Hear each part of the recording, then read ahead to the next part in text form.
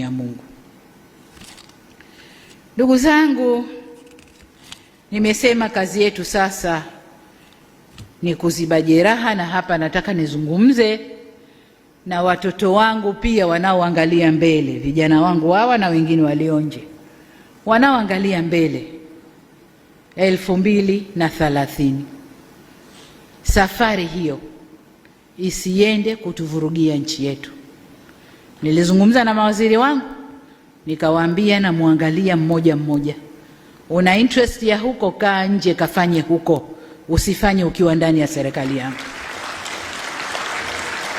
Nimekuweka hapo ukatumikie wananchi. Interest yako ya huko mbele, twende utaikuta huko mbele. Mungu ndio anajua nani kiongozi wetu baadaye, ni Mungu peke yake ndio anajua.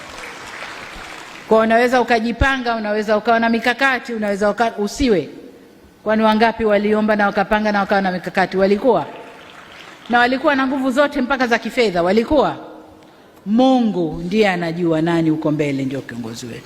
Kwa ile safari ya 2030 isiende kutuharibia nchi.